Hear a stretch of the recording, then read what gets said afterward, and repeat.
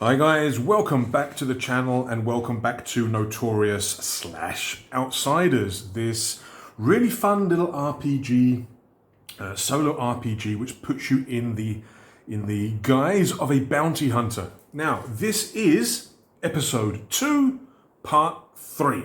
Hopefully, we will be able to find the target in this part, in this video. That's the plan. I do have a maximum notoriety, so I do have 6 notoriety. So I've got a pretty good chance.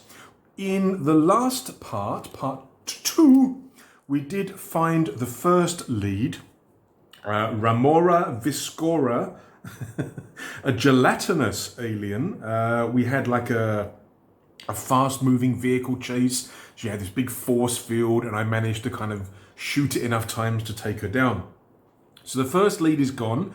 We're now going to find a second lead, and then Glome Corral, the fellow Kuda, who is wanted for leading raids on Coven villages and taking prisoners. Now, as we were playing the game in part 2, as we were sort of dissecting the information that we generated for that lead, the first lead, we kind of made the story go in the way that she was a scientist secretly working with the target on some kind of biological weapon. So that's, I don't know whether that's going to evolve later again in the story, but I'm kind of thinking that that's why Glome Corral is wanting these prisoners in order to do testing. What else did we do in the last part? We went back to Fel, the Forbidden Lair, which is like this large base or large city on the planet Draneth. Yeah, location number 6. It is run by the Mystic Coven, who I do have a positive relationship with, and I managed to pass them some documents that I found on the target's ship. Now, we are currently in the Western Marsh docks, ready to start exploring again. Now, in the last part, we only actually did 2 loops. A loop is an exploration and a destination, because the lead takes up a bit of time. But I have faith. I have faith that my notoriety will allow me to find the second lead and then the target. So, without further ado, I have my notebook ready, all ready to start part 2. I've got my Outsiders book for the hunt, and I have my Notorious book for the reactions, just to reduce a little bit in terms of the page flipping. So I'll be keeping this to one side. I'll be keeping this here, because this is what we're going to want for the hunt. So we are currently in the Western Marsh docks. Let us go back into the marsh for further exploration. So we are going to start part 3 of episode 2. There are going to be 3 episodes. This is the trilogy mode that we are playing through. So exploration, first exploration of part 3. What are we going to find? We go out into the marshlands, into the fog, and we find, I just need a 2 to 5. I need a 2 to 5. There we go. A 5. If your notoriety is 3 or higher, you encounter a lead. Yes. We have found our second lead. We are on the way. So I'll tick that now. I should really tick that once I've overcome the lead. But again, I am feeling positive. And our asset that we found previously, our tribal elder, who I think was actually a starship captain combo. Next lead or target, we get +2 motivation. So since we have a lead next, we're getting a +2 to our motivation for this battle or for this encounter. However, I don't think you can go above 6. So this is only going to give me 1 to max out my motivation. So we are now going to go for the lead. Here we go, lead, right. So first we create a showdown, which is a site and a setting, some kind of cinematic location for us to have this showdown. And then we're going to actually create the lead, species, personality, and name, and then on the lead table itself to give us all the specifics. So let us create the showdown, the location first. Right, 1 die for each, so black, white. We get a 5 and a 6. The site, oh, it's actually the same as the one we had for our first lead, Ramora Viscora. Fast, it's basically a fast-moving vehicle chase. You spot them driving or hitching a ride on a fast-moving vehicle and find a resourceful way of catching up to them. Okay, same sort of site as the previous one. And for the setting, a 6. Your route leads you into a vast forest of towering trees. Maybe mangrove trees, something like that. Stretching into the sky and forcing a tense, claustrophobic encounter. So this is going to be something along the lines of the, I don't know, maybe the chase in Return of the Jedi, when they're on the jet bikes with the scout troopers zipping through the trees, maybe. But maybe sort of instead of like hover bikes, so actually using these, like I say, these like marsh craft with the like boats with the big fans or jets at the back. Okay, all right, so that's quite an exciting showdown. Now we have to generate the lead themselves, and to do that we are going to need species first. So what species are we going to have? Lead number 1 was a blob, gelatinous alien. This time we've got 8. A 4-armed alien. Now, previously we did find a quadoi, a celebrity, if I remember correctly. It was a local celebrity touring a facility. Yeah, she was also a quadoi, a 4-armed alien. Last time, what was the name of the one? Did we generate a name? Yes, we did. Donna Zongrini. Yeah, basically, we modified this one, Don, to Donna to make it female. So, what name is our lead? Oh, could it be the same person? If I roll the same name, I'm actually going to make it the same person as that celebrity that we found before. Because the thing is, previously, that person that we found, that we rolled up because they were a celebrity and stuff, it wasn't really a sort of player in the story, really. But they could be. If I roll up the same name, that person is actually a lead.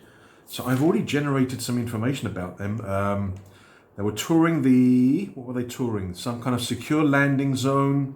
They were bored. They are pro-admiral's fleet. I think I was talking about how they used to be like doing their propaganda, used to sort of sleep with the officers and all this sort of stuff. Ooh, that would really work out if I rolled a 5. Okay, let's see if you roll. Let's see if we roll the 5. I could roll another name and it could be somebody completely different. But let's go. Ready? Bonk. Oh, right. It's Donna. It is Donna.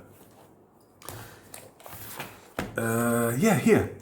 Right at the start of episode 2, part 1, the part 1 video. We did the exploration, then we did the destination. It was a secure landing zone. Local celebrity touring the facility. Quadoi. They were bored. Yeah, Donna. She's the lead. I didn't realize at the time, but she is the lead. Ooh, that worked out very nicely. Now, back then, I rolled up their species and I rolled up their name because they were a celebrity, and I was thinking that possibly they could resurface in the story at some point. But I didn't imagine that they would actually be a lead. This works out really nicely. And I didn't roll up a personality for this person. I mean, they were bored at the time, but that's what the game told me. But what personality do they have? Let's have a look. A 4. I'm rolling a lot of 4s for personalities. Talkative, charismatic, and witty. It's got to be charismatic, isn't it? I mean, she's like, I don't know whether she'd be like a singer or maybe an actress or something along those lines. But she's involved with the propaganda. She's like the face of the Admiral's fleet kind of thing, you know, in terms of their propaganda videos and whatever. So I'm thinking charismatic's kind of a suitable thing. Now we go back to, before I actually start going on about, or I start thinking about the actual story and about what's going on, we have to actually generate the lead, because that's going to give us a little bit more information. If it contradicts with what we've already generated for this person, I'm probably going to ignore this and go with what I've already created, yeah? I mean, there's a very high chance that it will work with it with a bit of modification, but we've got to see. Right, so our lead, bump, bump, we get a 2. They're a pair of twins, brutish thugs assigned to protect your target. That doesn't really... Again, I suppose I could manipulate this to fit with what I've already got in my head regarding Donna Zungrini, this 4-armed person. It doesn't really match. So what I'm going to do is I'm going to use the power of solo RPGs and the power of solo gaming, in that we can modify stuff. We can play around with a few little bits and pieces. I know that there's some people that say, you've got to follow the rules. The rules are there for a reason. Oh yeah, but at the end of the day, I'm playing this game to have fun, and I'm trying to generate an interesting story. And like I say, with it's pointing that this Donna is not a twin. Brutish thugs. Could there be 2 of them? Or maybe this is her twin sister. Ooh, this could work. Maybe this is their twin sister. That could work. So maybe it's not actually Donna, but I think it is. But it's actually her evil twin. Well, I mean, she's not all sort of sugar and spice and all things nice, is she? She's doing all the propaganda for the Admiral's fleet. She's doing all the sleeping around with the officers. But maybe this is the even eviler twin. That could work. That could work. And what I'll do is I'll change. Let's grab this. How I'm thinking. How we're thinking. So I'm thinking that this is the twin. So maybe it's not Donna. Okay, but it says here they're a pair of twins. So we have to fight twice.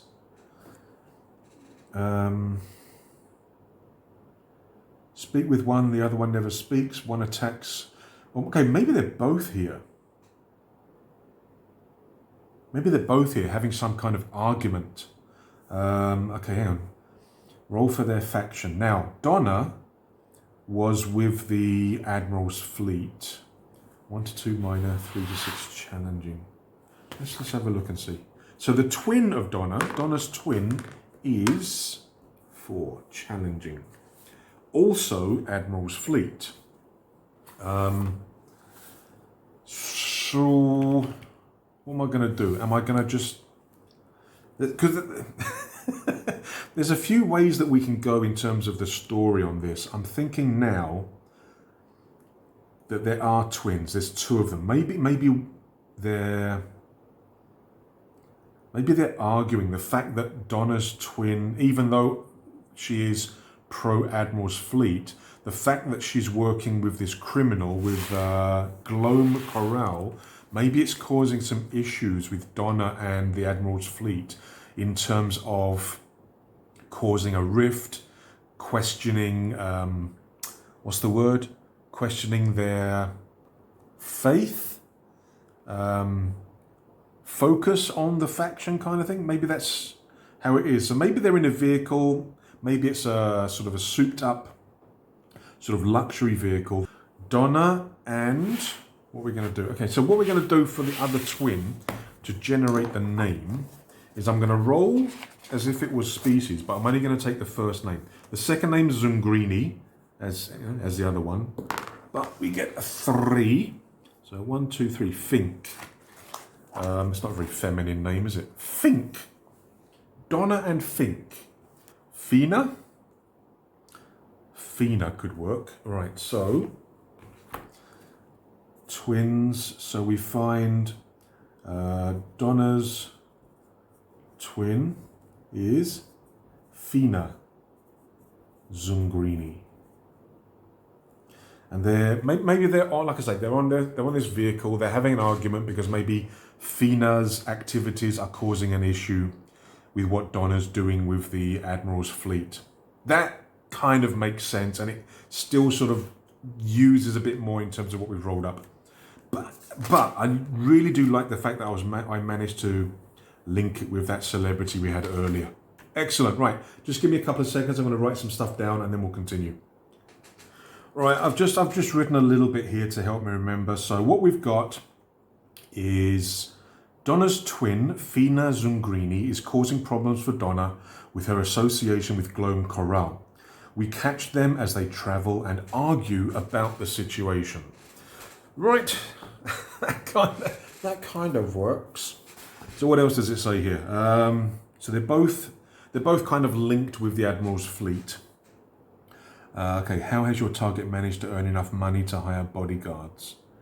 Maybe the target hasn't necessarily got enough money, but they're kind of spending ahead, because if they develop this sort of virus or biological weapon, they're going to be earning a hell of a lot more money, and maybe they have promised the Zungrini twins, maybe they've promised them a lot of money, or maybe it's more Fina and not Donna. The fact that Donna's here is because they're arguing about the situation, and Donna's basically telling Fina, you know, you got to leave this guy. So maybe Fina is the only one who's specifically the link with Gloam. Donna just happens to be here and is the twin, but Donna's not specifically associated with Gloam. I think, again, I'm trying to work an interesting story here, so I think that's what I'm going to do. Speak with one of them, the other one never speaks. I think they're kind of really busy sort of arguing amongst themselves. I don't think... Should I? Yeah, I don't think I'm going to do the speak in this particular encounter. Right, one of them attacks you in melee while the other attacks at range. Choose who fights first and alternate until both are defeated. Okay, so I've got to do melee, ranged, melee, okay, so I've got to remember in terms of their stats and everything. All right, so we will have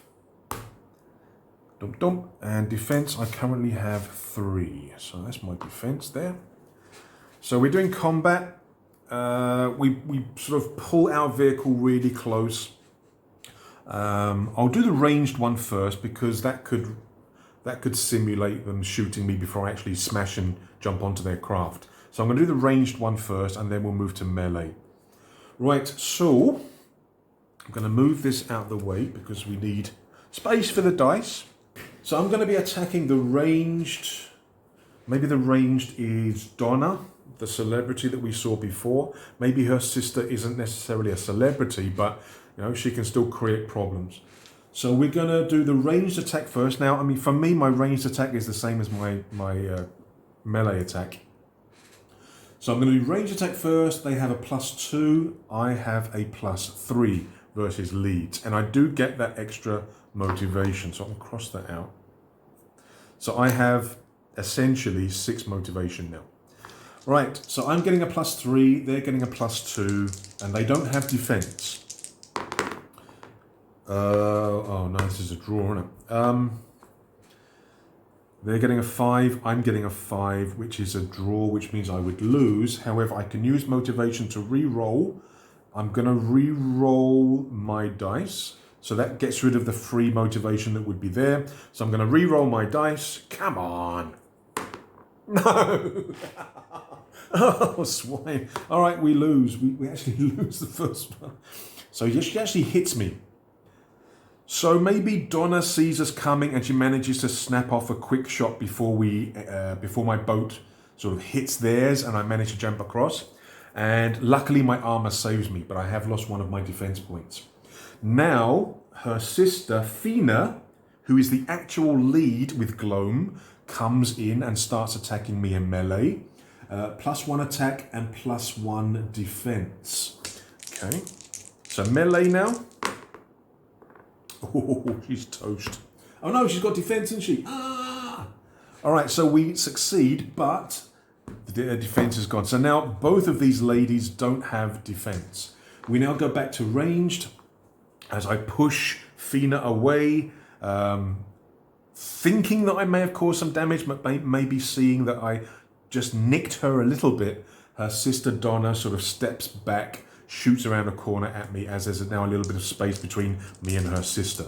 So 3 versus 2, my favor. There you go. So I dodge her shot. I do a quick draw with my pistol. I've got a long rifle. A quick draw with my rifle. I quickly swing it up from behind me and snap off a really quick shot which catches Donna, and Donna goes down. We then go back to ranged as Fina sees me take down her sister. She charges at me in melee. No defense now. She's got a +1. So 3 versus 1. There you go. They're both down and out. Now, of course, the question is, do I kill them or do I spare them? What to do? So if I... my defense regenerates and I've used the asset. So I can't use the asset anymore for this episode. Right. Spare, gain 1 favor, kill, gain 1 notoriety. Well, I mean, they're both full, so it doesn't really matter which one. But I'm thinking that if I kill... I mean, killing Fina isn't going to be a problem. She's the associate of Gloam. But killing Donna could be a problem, and it could actually work against the Mystic Coven. Yeah.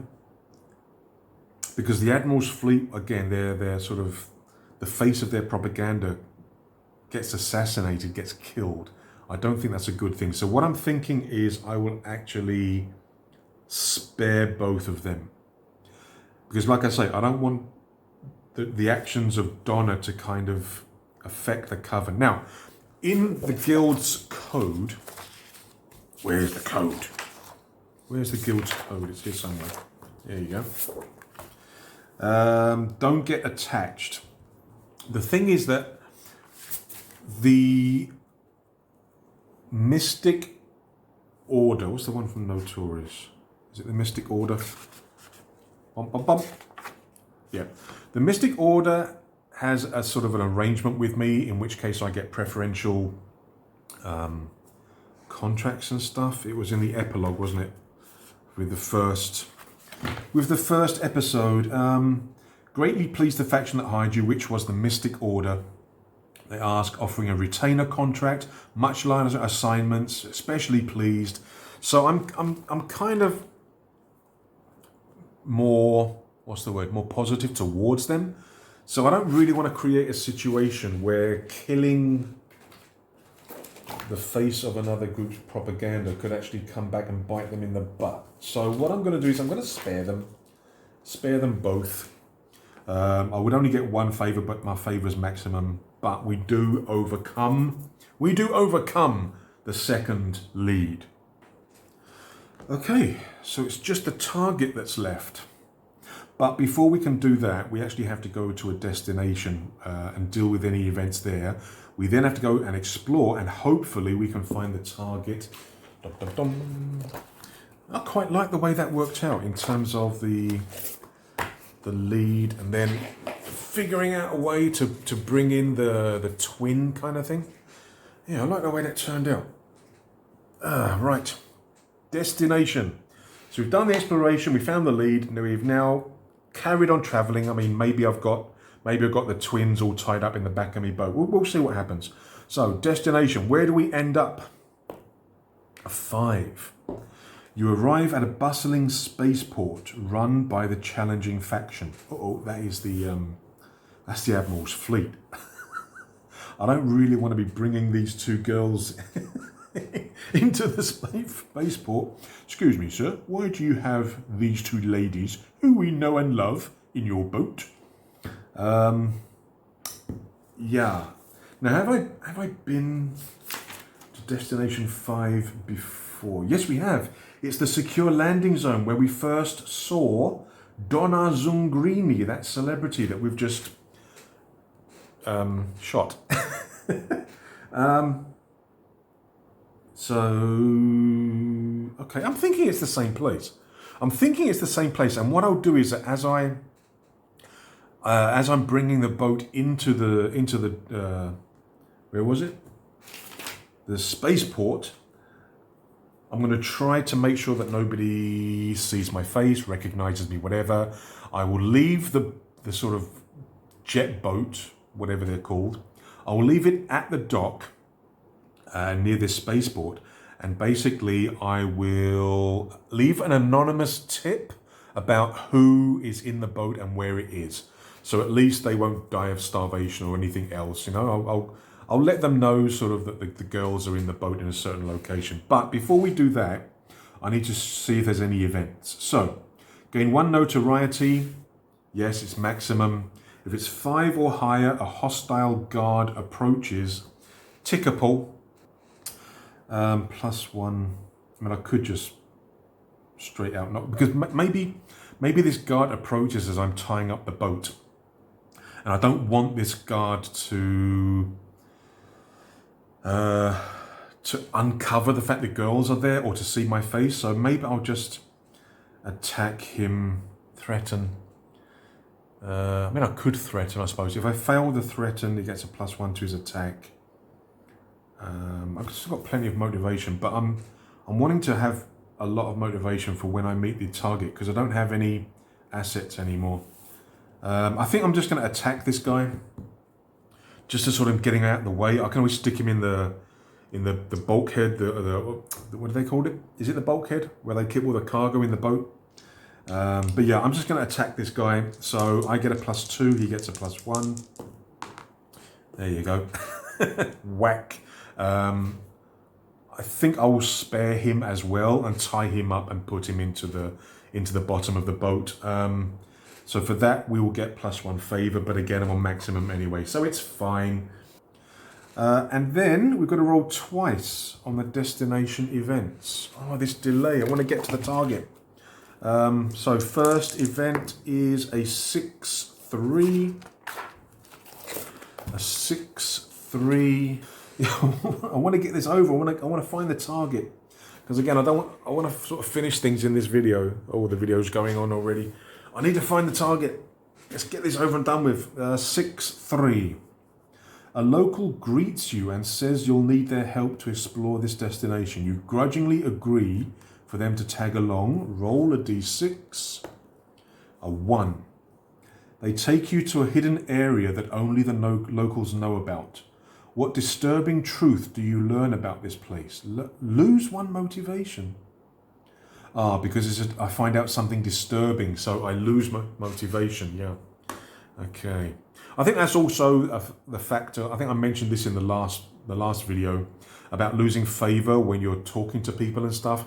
It's a reflection of how you're standing with your guild, about how well you're following the guild's code. So if you sort of care too much about things, if you interact too much with things that aren't really your business, you can lose sort of your standing or your favor with the guild. In this case, I'm losing motivation because I'm being told of something very disturbing. And I really don't want to start losing motivation when the target's coming up. Right, what disturbing truth do you learn about this place? Maybe they're saying that they have seen a bunch of sort of prisoners go through in a really bad condition, and you know the locals kind of suspect that they are coven members because of the way they look, the way they behave. But these prisoners have been really badly treated, and it's kind of very concerning for the locals around this sort of spaceport. Even though it is an Admiral's Fleet spaceport, not everybody is sympathetic to that faction. So I'm thinking that could be the piece of information that this guy is telling me. And again, because I have, and again, it's not really following the guild's code, you know, getting close to a faction, but I kind of have a little bit of a relationship with the coven and everything. So maybe that's a problem. All right. That sounds fair. We have a second event in this destination, and it is 1-3. Back over to here. 1-3. A small crowd of locals have gathered around a diplomatic emissary or earnest politician to hear them give a speech. Okay. A 4. You patiently wait for the crowd to disperse. Then may try to recruit them. Why did your client send them here to gather up support? For the crowd to disperse, then may try to recruit them. Diplomatic emissary or earnest politician. Are they specific assets that we can find? Because if that's the case, I may have to make sure that I use this book. Oh, yeah, there you go. It's actually a specific asset, so what can they give me? Once per game, you may discover that they've pulled some strings. When you attack multiple opponents, you only need to fight the strongest one. The others have been warned or paid off. Useful, but not something that I'm too concerned about, got to be honest. Unless the target has bodyguards. Yeah, I think I'm going to try and recruit them anyway. Okay. So we wait for the crowd to disperse and we try to recruit them. I think... I don't like politicians. So we'll go for the emissary. Right, now we're going to try to recruit them. And what does it say here? Why did your client send them here to gather up support? Don't know yet. Let's see if we can recruit them first, otherwise I can't be bothered. If they don't want to join me, I don't bother about your politics, mate. I'm sorry. Right, we are going to do the recruit using this, but we're going to be using the other table because it is specific to outsiders. But this rules part is the same. Add half your favor. 3, okay.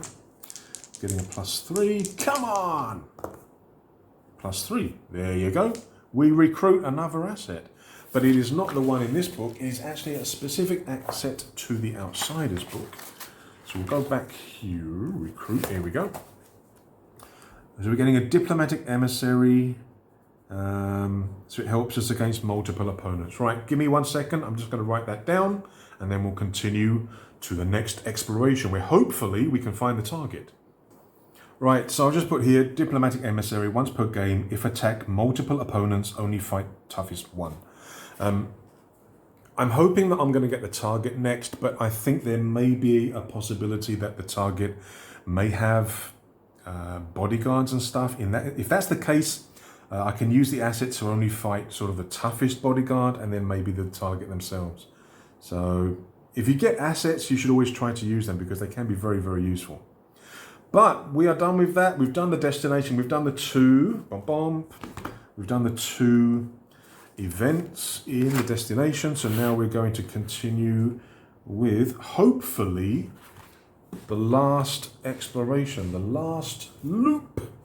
So we're rolling and essentially we want a 2, 3, 4 or 5 because my notoriety is 6. We get a 4, yes. If your notoriety is a 4 or higher, you encounter a lead. It is our 3rd lead, therefore it is our target. Yes, yes, yes, it looks like we might be able to complete this episode in 3 parts. Right, we found our target. We have found Glome Corral. Ha ha ha. Right, excellent, excellent, excellent. We found our fellow Kuda, this criminal who... from the information we've gained and from the evidence that we've found, is actually involved with developing some biotech that we've got to try and stop because it's not good biotech. It's sort of biological warfare tech. Right. So we've got to do the showdown. Then species and everything's already done. We've got to roll here to find out who they specifically are in terms of their details. Excellent. Right. So showdown. Next page. There you go. Black is site, white is setting. So where do we meet our target as we move out from the secure landing zone back out into the marshy wastelands? We got a 4 and a 1. Right, a 4, the site. You track them deep into a series of subterranean passages full of strange lighting and dancing shadows. So it's in a cave, a colourful cave. Right, and the setting 1. The ground shakes with the sound of a nearby boost race, their noisy engines filling the skies above with thick smoke. So maybe above us there's like a lot of racing going on, maybe some kind of illegal racing. But down here in the caves, maybe they are doing with like the illegal betting side of things for the races above. And this is where you go to sort of plant bets, to pay money, to take your winnings, whatever. And basically, I think Gloam is down here amongst this environment. Okay, nice. Okay, now let's roll to see in terms of the specific details of our showdown target. We get a 4. Right, so what have we got here for the target information? 4. A rival nomad has tracked you here. Oh, hang on. Didn't we have a rival nomad before?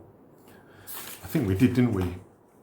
Yeah, when we found, this was in the part 1 video, we found the target's ship and there was a hostile nomad there, Trilogy, who was another Kuda. We're all Kuda together. I threatened him but failed, and we attacked, and I spared him. I did defeat him, but I spared him. Oh, he's found me here. They swoop in and take your target hostage, trying to take credit for your work. Son of a... Oh, what a swine. So I did all the work, and then he swoops in and takes all the credit? I don't think so. Right, resolve all. Number 1, how do they taunt you about your scar while they think you've won? My scar spent a lot of time with the Mystic Coven. Melee weapon is signature of the Coven. I mean, maybe they've been... Because there have been a number of times where I have had to deal with sort of hostile guards in Mystic Coven locations. Maybe this guy has been spreading... Maybe they've been spreading stories or rumors about how a nomad who is known for killing members of the Mystic Coven and taking their weapon is in the area. Maybe this guy has made it problematic in that, like I say, a lot of these hostile guards who are in the Mystic Coven sort of are hostile towards him. Maybe it's his fault because he's been spreading rumors and lies. What a git. 2, speak with your target who is struggling to get away. Okay, we can do that. So he's currently hostage of this nomad, but they want to speak. So speak, we'll use this book here. Half my favor. Oh no, it's a target, it's automatic, isn't it? So we roll, we get a 3. A faction is ruthlessly covering up your target's actions. What happened to the last person who revealed too much information? Talking to you would only make things worse for me. Yeah, maybe, and again, this is the story that's been developing as we're playing the game. Maybe this virus bomb or this biological weapon, it's all under the Admiral's fleet. Maybe they are the ones that initiated the project, paying for the project, managing the project, and maybe Gloam is not the one who's sort of the main villain. Maybe he's not the one who's in charge of everything. Maybe he's just another person down the ranks. Maybe he is acting on the orders of superiors. I mean, he's obviously evil doing this sort of thing, but maybe he's not the boss. Maybe he's just a sub-boss, actually. So even though he's the target, he may not be the sort of big boss in terms of the problem we have. Ooh, that sounds good. That sounds good. That sounds very good. But the Admiral's fleet seem to be at the head of this, in charge of all of this. Interesting. Okay, so we've spoken with them. Okay, we've now got to roll for a nomad profile. Your rival attacks you using the loadout on their profile. If you defeat them, your target surrenders. Okay, so I'm not actually going to be attacking Gloam. I'm going to be attacking this nomad. Right, we have to roll for a random nomad who we're going to be fighting. And again, we're going to be using the Outsiders book. So we roll. It is a 4. A deserter. Again, that kind of makes sense. Decisive attitude and repurposed armor hide a growing sense of alienation and constant fear of being discovered. Yeah, I mean, that kind of makes sense in terms of the attitude of this swine. Success often lies in outgunning opponents using heavy-duty weaponry. Uh-oh. Years of intense training and a strong will to survive. Oh my god. He's got a minigun. He's got a minigun. Alright, so we've got to use the basic loadout here for this guy. So, I mean, does it say ranged or melee? It doesn't say, does it? Where are we? Target. It doesn't actually say. So can I... Let's move this out of the way. Can I actually choose? If not, you may choose how you fight, whatever benefits you or feels narratively appropriate. So I can actually choose to fight where this guy is not as strong. Let's have a look. Let's have a look. So ranged, he's got a rotary laser cannon. +1 attack for the first roll, adding +1 attack for each subsequent roll at a maximum of +5. If he gets to +5, I'm screwed. Melee, +3 for the first roll, then +1. Okay, melee's definitely weaker. He has +2 defense, no helmet, disguised armor, hidden dog tags. But he does have basic training. Again, these outsider nomads, I think they have slightly weaker stats, but they do have one of these special rules. What was this one? Basic training for the deserter. Ignore the first defense you lose when fighting an opponent from the Old Empire, Admiral's Fleet, New Uprising, or Green Aurora. Okay, doesn't apply against me. Ha ha ha ha ha. What's mine again? Ignore the first defense you lose when fighting a lead or target. I think I've been forgetting that. This is what, the 6th video? And I think I've been forgetting it all the time. Ignore the first defense you lose when fighting a lead or target. Yeah, I think I've been forgetting that. Dang it, I even wrote it at the bottom of my character sheet. I'm old, I do forget these things. If you're a regular to the channel, you may notice that I do forget a bunch of stuff. But it's okay, it's all about the story. It's all about the story. But yeah, okay, so that's not going to apply here either because the nomad is not a lead or target specifically, so I don't think that applies in this case for me either. Okay, so what I'm going to do is I'm just going to quickly note down this into my book so we can then turn back to the page. So yeah, we just got to fight them. Now I'm thinking he's got the target hostage, so more than likely the guy is holding, sort of got him in like a choke hold or something and standing behind him with like a pistol at the guy's head. So I'm thinking that ranged combat probably won't be that effective. I'm trying to justify not going up against that bloody las cannon. Because the thing is, he's got 2 defense. So even if I win the first 2 rounds, the 3rd round where I can actually take him down, he's going to be at +3, then +4, then +. Yeah, I'm kind of thinking in terms of, because he has the target in such close proximity, I'm thinking that I'm going to have to charge in and we're going to have to bash it out melee. Plus, it's beneficial to me that way. No multiple opponents, so this asset can't be used. And I have 4 motivation. Right, let's go with our big showdown with this rival nomad who's trying to take credit and is trying to take my contract. He's been screwing me up the whole blooming way. Let us take him out so that we can take Glome Corral prisoner.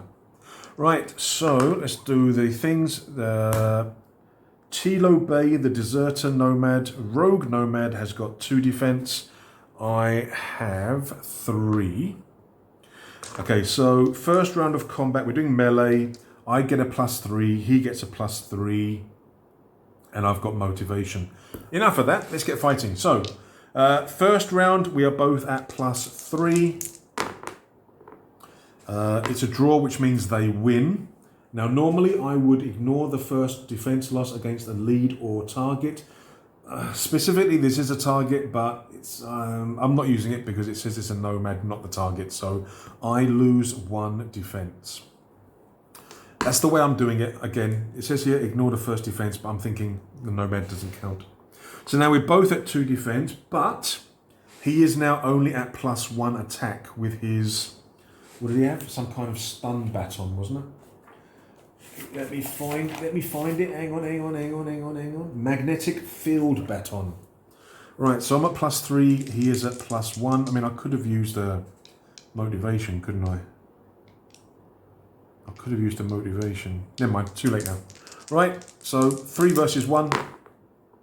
Here we go. Doing! Hit his armor. Next attack. Oops. 3 versus 1. So I've got 5, he's got 5. I'm going to use a motivation for him to re-roll that dice. 3 versus 1, 5 versus 5. Yeah. So I'm going to re-roll this dice here. That's why. Second time that's happened. I'm not very good at using my motivation in this video. So we lose another one. We're down to 1 defense. Uh-oh. Next attack. 3 versus 1. Yes, he's got no more defense left. Right, come on. Last round of combat to take out this nomad, to take out this annoying hostile nomad. Come on. Oh no, it's a draw, isn't it? 7 versus 7. I've got to use my motivation again. I'm going to use my motivation, get them to re-roll. Ooh, anything but a 6. Ooh. No!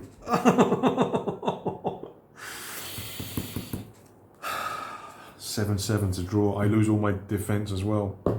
Uh-oh. It's going to be the last round of combat because I've got no defense left. So whoever wins this takes the other one out. Oh God, I've got 1 motivation left though. Thank goodness for that. Oh no, squeaky bum time. And I've got a 3 versus 1. Can you imagine if I was up against his blooming laser cannon? All right. This, oh, come on, please. 3 versus 1, come on.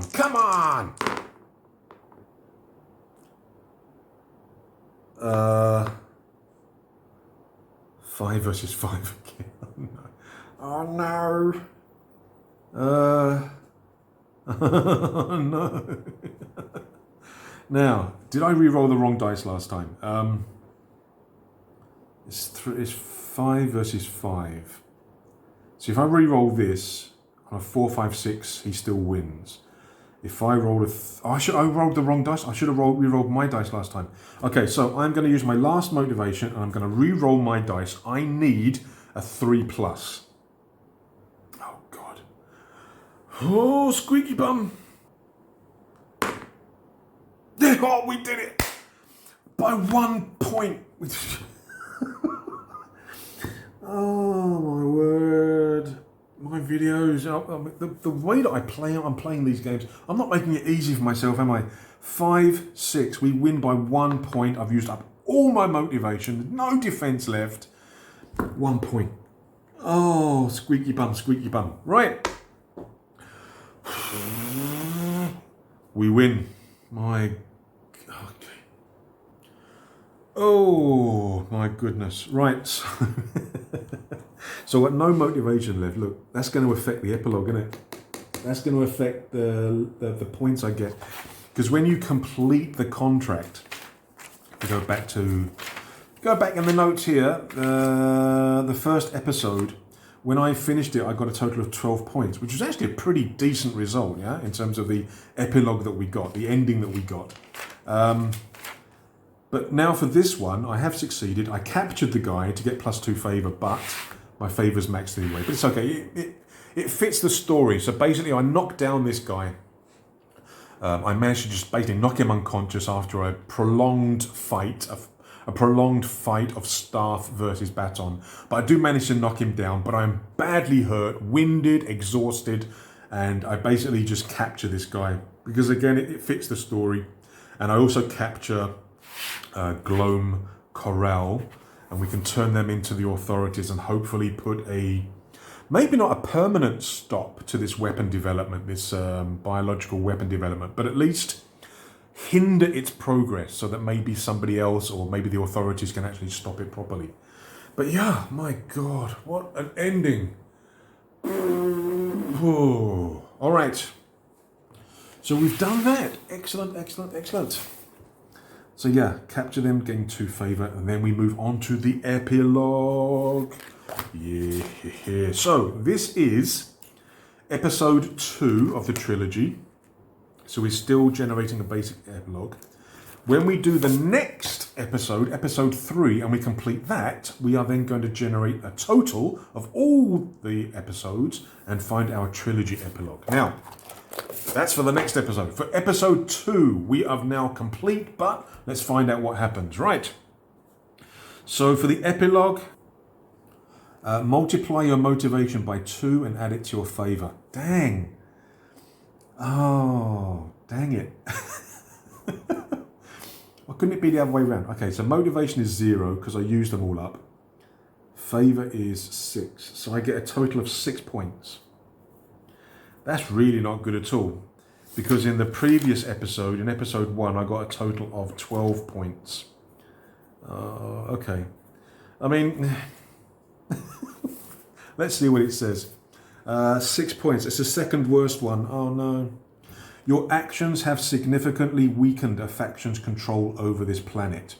The locals have begun to rebel against someone who's been using or exploiting them. I'm thinking the Admiral's fleet. How did you reveal a faction's secret goal to the locals?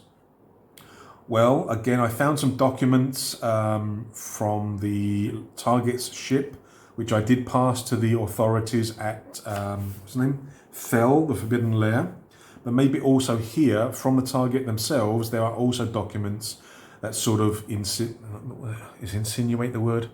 That basically link Gloam and the Admiral's fleet to this sort of very nasty sort of weapon development. So I'm thinking that's how. Right. If you continue your story with the same nomad, yes. Start the next game with 0 notoriety, 1 favor, and 3 motivation. Ooh, that's quite nice. I'll do that. And that is the end of episode 2. The Nomad Strikes Back. Out on the outside frontier, we have found Gloam Corral. We've knocked out the rival Nomad who's trying to steal my glory. And we are ready to continue into episode 3, which will follow shortly. But in the meantime, guys, thank you very much for watching. I hope you've enjoyed this. The adventures of Lock Skill, the Kuda bounty hunter. So, guys, thank you very much again. Please take a moment to like and subscribe. Add some comments. Again, did I make some mistakes? I think there was a comment on one of the earlier videos about the sort of sentence, how to read the sentence. But yeah, please give me those feedback. We're all learning the game together.